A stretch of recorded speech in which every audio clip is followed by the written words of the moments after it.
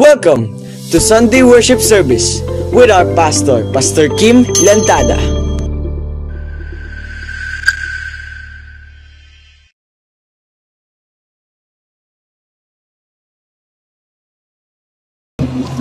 Okay, vision! Walang tingin na. What is our vision? Ready, get set, go!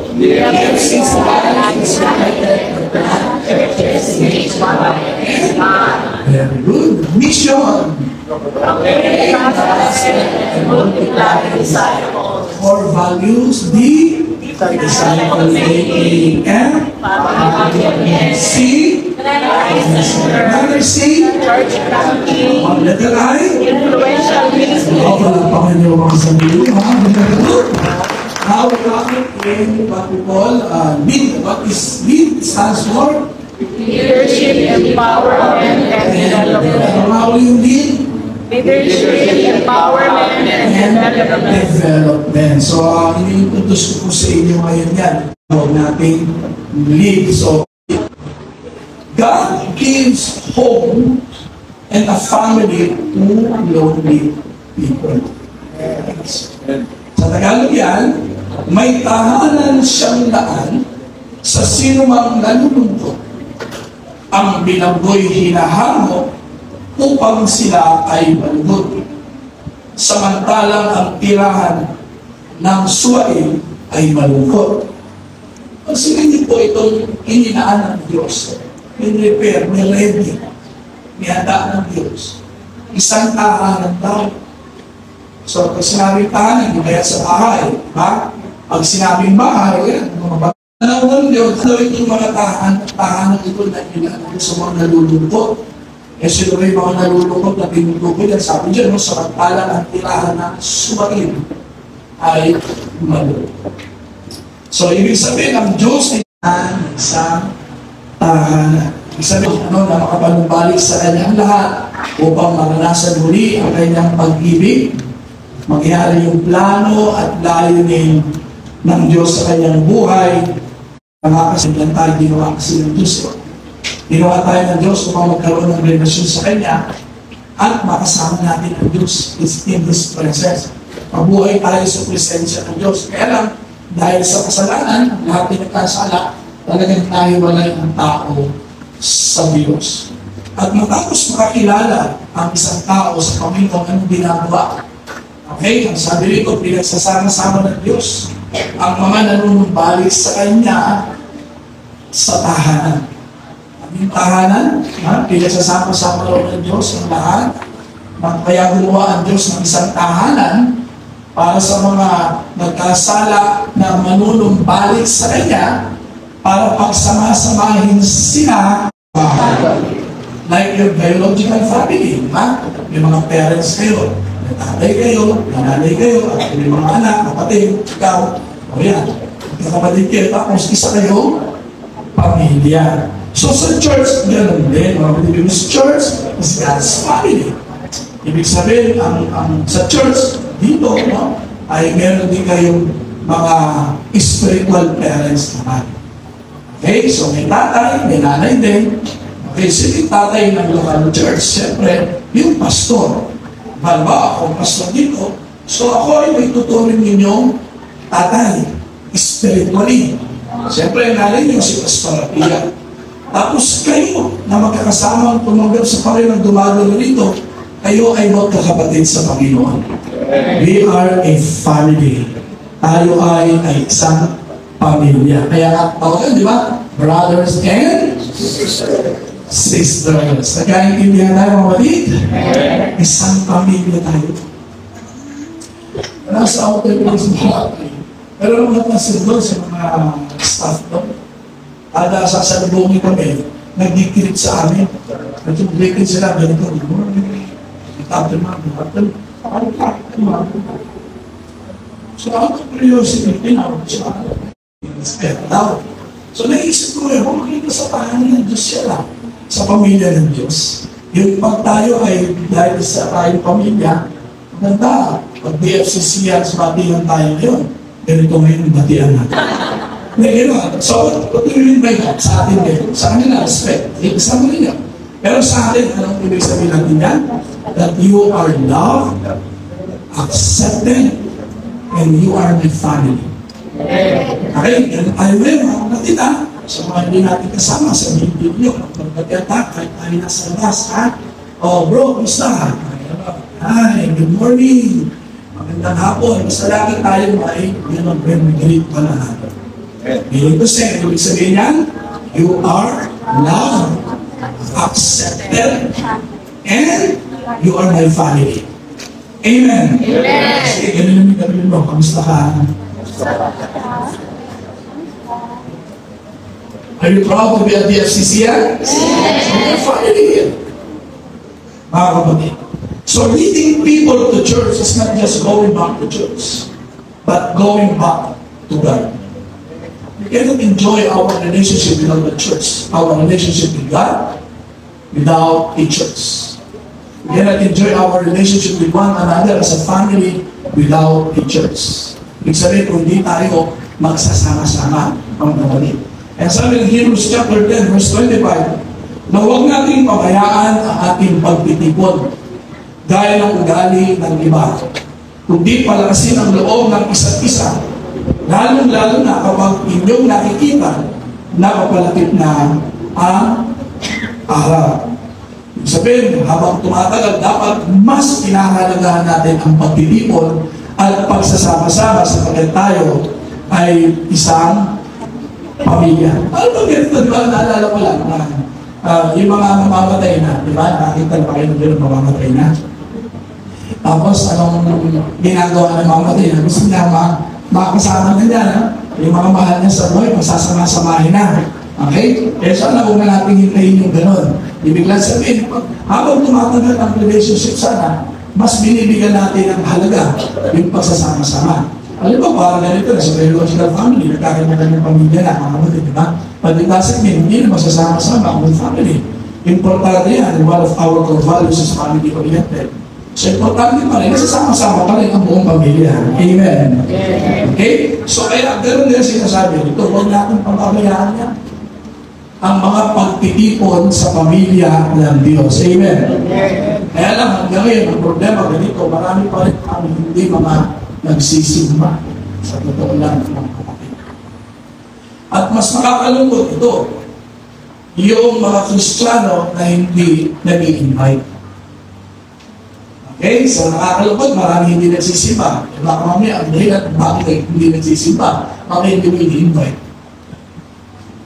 Kasi baka may yung iba, gusto na ma-invite. Pupunta naman. Kaya lang, hindi mo naman ini-invite. So yun naman nakakalungkot na nawawala sa mga tanong niya ko. Nung pumunta ka rito, may in-invite. Ha? In-invite mo ba yung asawa mo? In-invite mo ba yung mga anak mo? In-invite mo ba yung mga magulang mo? Di ba hindi? So yan yung problema. Kung bakit yung ngayon, marami pa rin ang hindi nagsisimba. Ngayon, kasama sa ating ginagawang proseso ngayon ay ang pag-invite ng mga taong dumalo sa ating church. Kristiyano man o hindi Kristiyano. That's why, lead people to church. Tingnan natin ang Luke chapter 14 verse 2. Maging ang Panginoon sa Kristo ay naanyayaan din. Invite, says Luke 41, isang araw ng pamamahinga, si Jesus ay inanyayang kumain sa bahay ng isang pinuno ng mga Pariseyo at binabantayan nilang mabuti ang kanyang mga kilos. Hinahanapan nila ng mali, hinahanapan nila ng mga pagkakamali sa pananalita, sa galaw at pagkilos upang maging ebidensya nila para mahuli nila, maipakulong at ipapatay ang ating Panginoon sa Kristo. Binabantayan nila magkamali ang ating Panginoon sa Kristo. Okay? So ngayon, in verse 7, ang sabi rito, napansin ni Jesus na ang pinipili ng mga panauhin ay ang mga upuang pandaman. Kaya sinabi niya ang talinhagan ito sa kanya.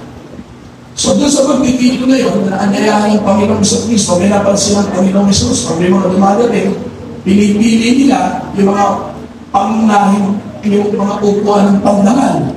At mas binibigyan ng importansya yung mga taong sabihin natin na may mga kaya. Ganun ginagawa. At ang inaanyayahan ang pinipili lang. Kaya nagturo ang Panginoong Kristo patungkol sa pagpapakumbaba at tamang paanyaya. Na dapat ang bawat isa ay natututong magpakumbaba, humility. At hindi dapat namimili ng inaanyayahan. So itinuro ito ng Panginoong Kristo. Now in verse 15, ang sabi rito, habang nagtuturo si Lord about humility and invitation, narinig ito ng isa sa mga kasalo niya roon.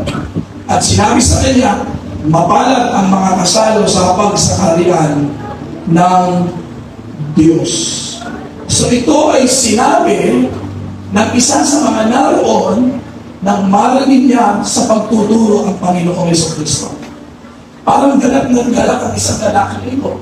Na parang kaya yung iba hindi naging yung pananaw gano'n, yung kaisipan na gano'n, kinuret ng Panginoong Kristo sa pamamagitan ng pagbibigay ng isang talinghaga.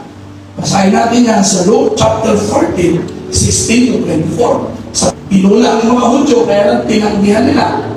Pero binukas na ang kalangitan sa lahat, Hudyo man o Hentil, mga kapatid. Amen? Are you following? Amen. Kaya kinuret ni Jesus yun. So sa pamamagitan ng talinghaga, at ito yung talinghaga, sumagot si Jesus nung sinabi ng isang lalaki, sinabi ng lalaki, mapalad ang makakasalo sa pagsakarian ng Diyos. Kasi tinutukoy ng lalaki yun, sila. Ilang mga Hudyo. Kaya, ito naman sagot ni Jesus ng Panginoong Kristo sa Luke 14:16-24. Sumagot si Jesus, isang lalaki ang naghanda ng isang malaking salo-salo. At marami siyang inanyayahan. Nang dumating ang oras ng handaan, inutusan niya ang kanyang mga alipin at ipinasabi sa mga inanyayahan, halina kayo, handa na ang lahat. Ito mga kagutom eh. So dapat may tamang motivation. Amen? Paling yun. Hindi mo talaga gagawin eh. Because sometimes, it's not easy. Pero with the right motivation, walang mahirap. At ano dapat ang nagiging motivation natin? Hindi naman tapos. Hindi naman yung sinasabi dyan eh. Anong motivation natin? Kalooban ng Diyos. Because that is the heart of God. That is the will of God. Hindi dahil gusto ko. Pero kasi ito yung gusto ng Diyos. So dapat kung ano yung gusto ng Diyos, magustuhan din natin, mga kapatid. Amen? Amen. Yung sinasabi ko sa inyo, di ba? Mahalaga kung mahal mo ang Diyos, mahal mo rin yung mga mahal ng Diyos. Amen. Ay following? Amen. At ang ibig ng Diyos, maligtas ang lahat ng tao, dating sa pag-i-invite. Hindi tayo dapat namimili. Kasunod ng ating Panginoong Jesucristo. Sa ating proseso ngayon, sa ligto, dapat maging kultura natin yan. Not because of this church, but because of the God of this church. Hindi dahil sa simbahan. Hindi. Kundi sa Diyos ng simbahan ito. Kalooban niya sa tuwing may gathering, mapuno natin ito, mga kapatid. Kung hindi gano'n ang tingin mo, mali talaga, magiging motivation mo. So, mahalaga natin ang pag-invite ng mga dadalo sa church hanggang mapuno ang church na ito ng mga naliligtas at dahilan para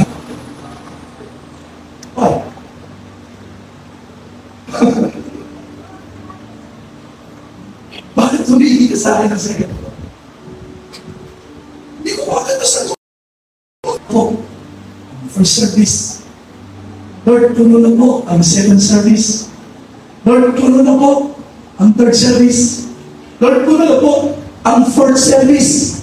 Lord, di ba dumadating pa? Lord, meron ka hindi na makatayo. Ang makaupo. Baka nakatayo na po. Eh, po. Pagkamali yan.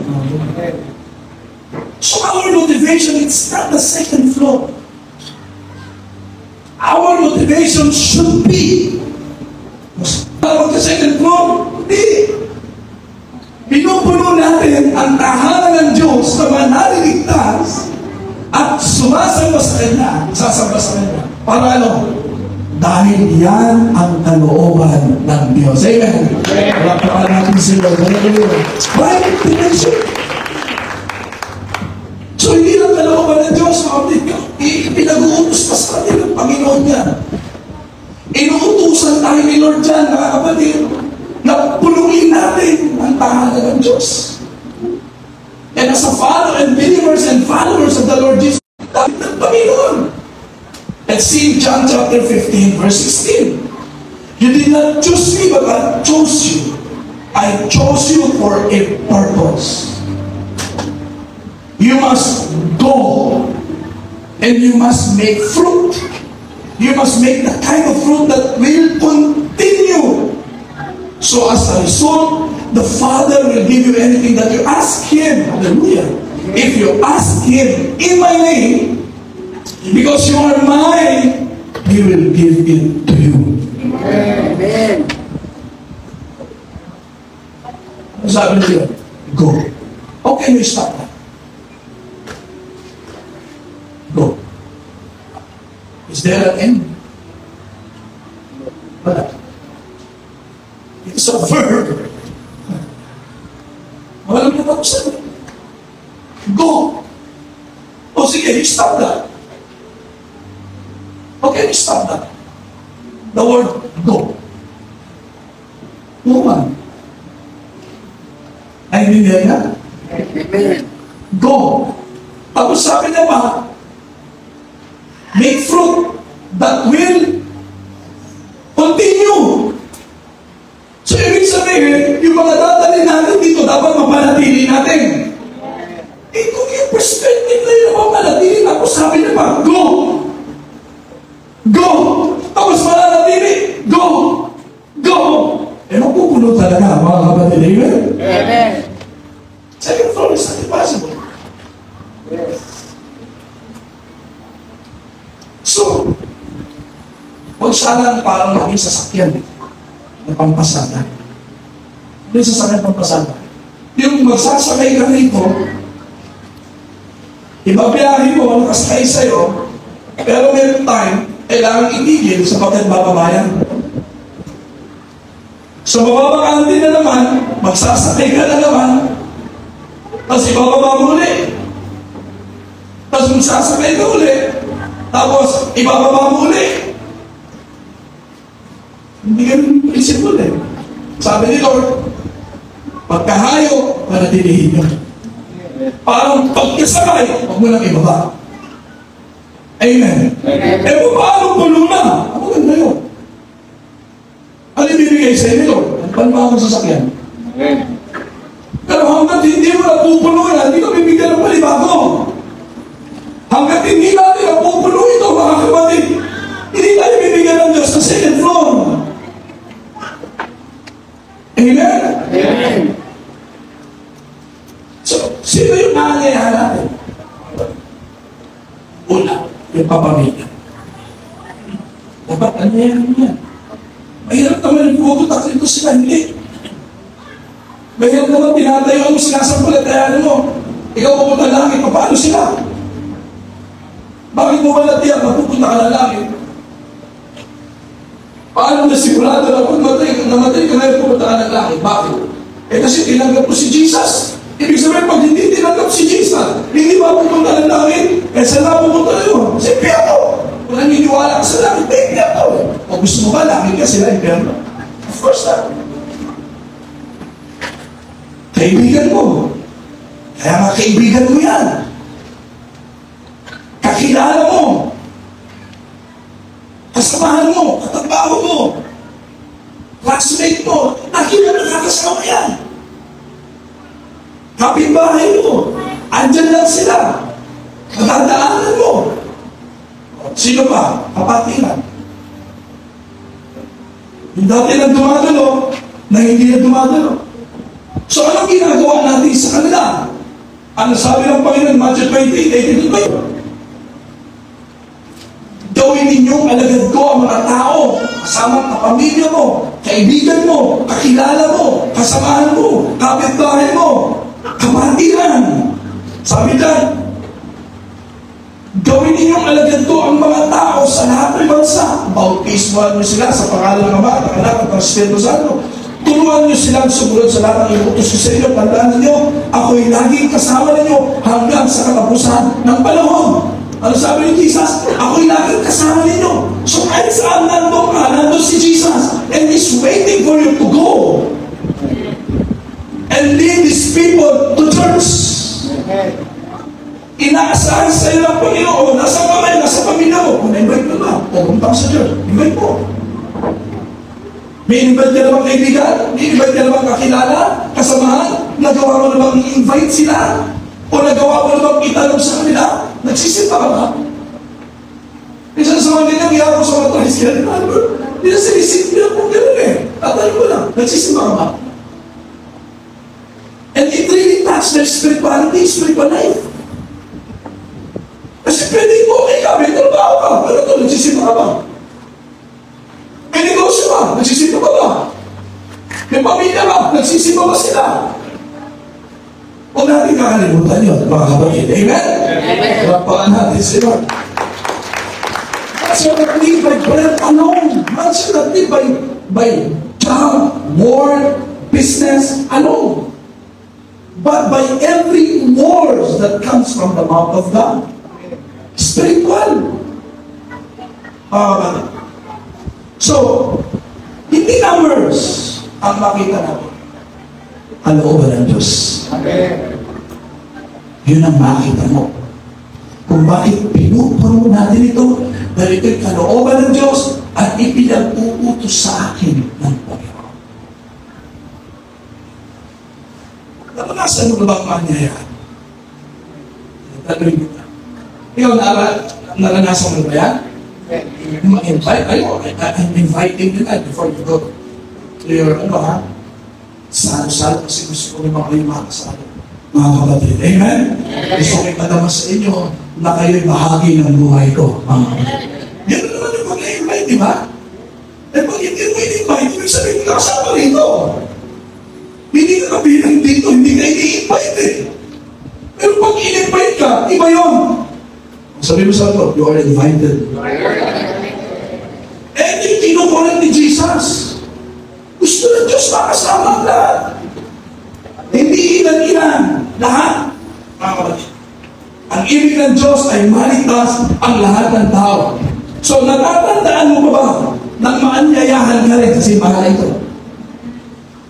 If you will still remember that, who invited you to attend in this church? Naalala mo ba yan? Kaya naalala ko rin. Because someone invited you. Tingnan mo yung katabi mo yan. Buti na anyayahan niya, hindi ganyan yan. Buti na lang, naanyayahan niya. Amen. Amen. Alam natin sila, alala. How can we lead these people to church? Because there is power when you lead people to church. Hindi nangyayari. Sabi mo sa akin mo, hindi nangyayari. Number one, it has the power for people to come to Jesus. A lot of people have a wrong perspective about Jesus. Maraming tao ngayon, iba ang pagkakakilala sa Panginoon Kristo. Sa totoo lang, sa mga Kristiyano, kasanayan na nila yun, normal, bahagi ng buhay nila yan. Na sila ay nag-aanyaya ng mga tao at inilalapit nila sa Panginoon Kristo. Isinasama nila sa mga followers ni Jesus. Pansinin natin mga kapatid, si Andres sa John chapter 1:44. Ang isa sa dalawang alagad na nakarinig kay Juan, magpipil si Juan, narinig ito ni Andres. At sumunod kay Jesus ay si Andres sa kapatid ni Simon Pedro. Unang hinalot ni Andres sa kanyang kapatid na si Simon. Sinabi niya rito, nakita na namin ang Mesiyas, ang kahulugan ng sinapan kay Kristo. At isinama ni Andres si Simon kay Jesus. Tinignan ni Jesus si Simon at sinabi sa kanya, ikaw ay Simon, anak ni Juan. Ikaw ay tatuwangin Cephas, na ang kahulugan ng pangalan ito ay Pedro. Pansinin niyo, sino yung nagpipreach? Si Juan. Sino yung nakarinig? Si Andres. Nung marinig ito ni Andres, anong ginawa niya? Nilapitan, hinanap si Pedro na kanyang kapatid. At kung makita niya ang kanyang kapatid na si Pedro, anong ginawa niya? Isinama niya kay Jesus. Ikaw ang Andres na nakarinig sa pangangaral patungkol sa Panginoon Yesu Cristo. So anong ginawa natin sa mga narinig mo? His family. Sinabi ni Andres sa kanyang pamilya at dinala niya ang kanyang pamilya sa pamilya. Another thing, si Felipe. John 1:43-46. Kinabukasan, minabuti ni Jesus sa pumunta sa Galilea. Nakita niya roon si Felipe at sinabi ni Jesus sa kanya, sumunod ka at maglingkod sa akin. Si Felipe ay taga-Bethsaida, tulad ni Andres at Pedro. Nakita ni Felipe si Nathanael at sinabi niya dito, natagpuan namin ang tinutukoy ni Moises sa kanyang isinulat sa aklat ng kautusan at gayon din ang mga propeta. Siya si Jesus at Nazaret na anak ni Jose. Ako sabi nito, may mabuti ba ni Nathanael? So, sa gawain ng Panginoong Hesus Cristo. Amen? Number 2, it has the power to change lives. Kaya sabi ng 2 Corinthians 5:17, kaya nga, kung ang sino man ay na kay Kristo, siya ay bago ng nilalang, ang mga dating bagay ay lumipas na, narito ang lahat ng bagay ay naging bago. May pagbabago eh. Inuwala yung katabi mo. Kung hindi yan nakakilala sa Panginoon, hindi ganyan yan. Pero bakit ganyan ngayon yan? Di ba ang pagbabago na yan? And that because of the Lord Jesus Christ. We're being changed. Eh bakit nga naman? Uli mo, ikaw yung napatawad sa kasalanan. Sino sa tingin nyo rito na masasabi mo hindi ka napatawad sa kasalanan? Lahat tayo ay nagkasala sa Diyos.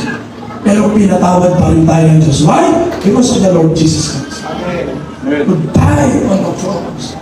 Hindi na nabubuhay sa ilalim ng kapangyarihan ng kasalanan. Mula sa pagiging makasalanan, nagkakasala lang, pero hindi na tayo nagiging ng kasalanan. Hindi tayo nagpapatuloy sa kasalanan. Marami ng pagbabagong nangyari at mangyayari pa sa buhay natin. Amen? Nakapakita, makikita mo. Ang sarap sa kulungan na, kung sineteri na ako, doon umaksa ko. But praise God, dito ako sa pulpit ngayon. Dito ako inilagay ng Lord. Amen? Palapakan natin sila. So never underestimate the power of a simple invitation. You have a testimony how God changed your life.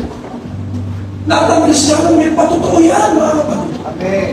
Na tayo ay binago na at patuloy na binabago ng Panginoong Hesus Cristo. Amen? Amen. Kanarin ko ngayon. Gamitin mo yan, kapatid, na makita nila sa iyo ang pagbabago. It has the power when we invite people to change lives. Diyan magpapasimula na mabago ang buhay nila. Pag nailapit natin sa Panginoong Hesus Cristo. Paano na kaya kung di tayo ilapit sa Panginoong Hesus Cristo? Ano na kaya ang buhay mo ngayon? Sino ka kaya ngayon? Ano ka kaya ngayon? Kamusta kaya ang relasyon mo sa asawa mo? Kamusta kaya kayo bilang isang pamilya? Alala ko tuloy, nung nagpapayo din ako, nagpapasimula ako sa church, dyan sa pila. Ano, mga malit, grabe. Maraming binago ang Panginoon. Kapag nakikita ko sa kanila, pinagpalahan sila ng Panginoon. Ang yung sinasabi sa kanila, naku, kung di ka kaya na ilapit sa Panginoon sa Kristo, sa paligid. Grabe, kung dati na kayo, magpakalasin na kaya nasa kanila. Magbabagos tayo niya. Tapos testimony ng mga alam niya, pag dadating ng natin, natatakbo sila. Iligid ko doon mga alam. Pero nailapit natin sa Panginoon, binago ng Panginoon. Maligid sila. Amen? Kaya ito ang makikita sa tao na kumakaroon sa pamilya, kumuli. Sino na mga gagawa lang? Si Jesus.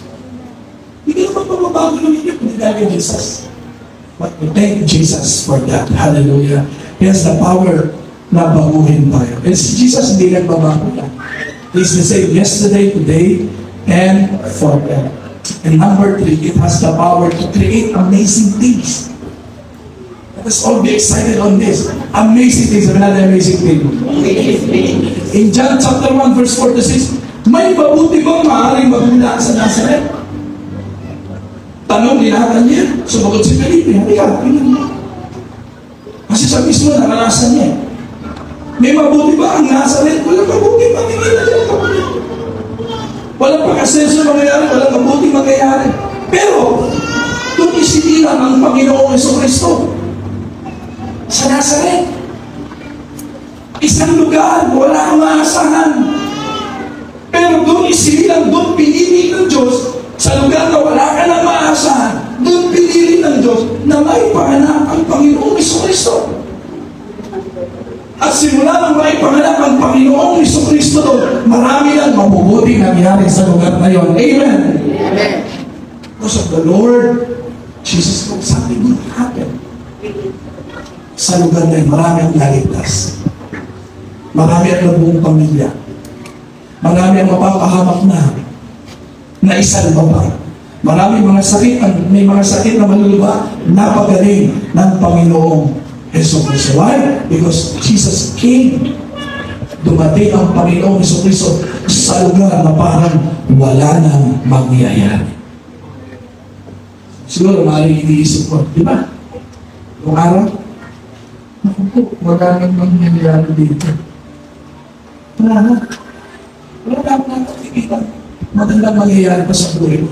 Sa eskulan, sinasabihan ako eh. Din, nakita. Panginoon, sasabihin sa akin, sabihin pa ako, lahat ng mangyayari dito. Bakit? Oo, sa pasukan, nakahila pa ako doon sa hallway doon. Hindi ako pumapasok. Tapos bisan, nakabulin ako doon. Natawa nila ako, parang mo. Eh kasi parang mahaba buko. Isang sabi ko ako. Ako lagi ako. Tapos kung parang doon din, bukod dito ako lang sa iyo. Kasi kung ayaw ko ako bukod sila, pakagod ka. Hindi ako bukod sa'yo. Diba? Kaya pala nila, wala na talagang mangyayari. Tapos, nasa lugar ako yung talagang sa akin. Nandun ako sa lugar na kung saan puro ng sundala. At kung wala kang pera doon, kawawa ka. So, magpupunta akong gano'n. Nabuti nila. Dito sa pangalan mangyayari, may isinilang ni Jesus sa puso ko. May magandang nangyari. Kinamaya na tabi mo, may maganda pang mangyayari. Bakit? If you have Jesus in you. Amazing things can happen. Eh kahit sa pamilya mo, minsan tingin mo, wala nang mangyayari. Sa relasyon mo, pagkasama, wala nang mangyayari. Hanggang si Jesus nasa buhay niyo, may maganda pang mangyayari. Amen. Para pa lang natin sila. Hallelujah. Maraming tawag ng mangyayari. Minsan kasi akala natin, sa mabuti lang may magandang mangyayari. Minsan yung nag-iniisip natin sa mabubuting bagay, doon lang may magandang mangyayari. Akala natin, pag pangit na, wala na mangyayari dyan. Yun ang iniisip agad natin eh. Sa tao. Pero sa Diyos, walang imposible eh. God can make bad things, can turn bad things into good things. Ano sabi niyo sa mga kapatid niya? Akala niyo, wala nang mangyayari sa akin, di ba? Akala niyo, patay na ako, di ba? Akala niyo, wala na ako, di ba? Pero itinulong ng Diyos yun para ano? May mabuting mangyari. Sabi mo sa akin ko, ganyan ka rin. Joshua chapter 3 verse 5. Pagkatapos sinabi niyo, also isang mga tao, linisin niyo ang inyong sarili dahil bukas ipapakita sa inyo ng Panginoon ang mga kamanghamanghang bagay. Amazing things will happen. Amen. What does it mean? Our God is a God of amazing things. He is an amazing God who can do amazing things in our lives. Kaya ikaw ngayon, nandito ka ngayon. You have Jesus in your life. God can turn your bad things into good things. God can turn your mourning into dancing. God can change your life. God can still change your situation. God can still change your condition. He's a God of change. He never changes, but He can change things. He can change lives. He can change your conditions, even your status in life. Magagawa ng Diyos na baguhin niya. At sa pagbabago yun, He can do amazing things. Mamamangha ka na lang, magawa pa rin ng Diyos. Nagawa pa rin ng Diyos, yung sinasabi ko mas ipedet, that all things work together for good. Amen. Nakangit yan, hindi maganda pa, hindi mabuting nangyari. Nagawa pa rin ng Diyos sa iyo mabuti ng buhay. Are you following? Amen. If you need change, God is able. Nagawa pa rin ng Diyos na mabuti. If you think you have Jesus in your life, change can happen. But change, amazing things. Yung mamamanghakan lang na hindi mo sukat akalain, pero na pangyayari ng Diyos. Sana ganyan din ang makita natin sa ibang tao. Huwag mong isipin adik na wala nang nangyayari. Huwag mong isipin, wala na, ilang mula sa droga yan. Wala na silang pamilya na yan. Wala na, wala na magandang mangyayari. Yun ang tingin. Yan din ang tingin ng marami sa atin. Yan din ang tingin sa iyo ng marami. Pero subukan mong kumarap sa Diyos. Iba ang nakikita ni Lord sa buhay mo. Ang nakikita sa ni Lord kung paano kanyang ginawa. And you are fearfully, wonderfully made by God. Amen? Palapakan natin si Lord. Diba sa kulunod, hindi maganda pang mangyayari sa buhay mo. God can change your condition. God is a healing God. Pwede niya yung sakit, dalhin ka niya sa wala ng sakit. Kung pwede yung nasa kahirapan, dalhin ka niya sa kasaganaan. You can do that. Why? Because Jesus says, it is finished. Amen. That through the blood of Jesus, there is forgiveness. Amen. There is freedom now. There is deliverance. There is healing. And there is victory. Amen. From victim to victorious. You can do that. You will be amazed. Mamamangha ka lang. Nangyari pa rin. Sapagkat walang hindi na pangyayari ang Diyos. Amen. Let us all stand up.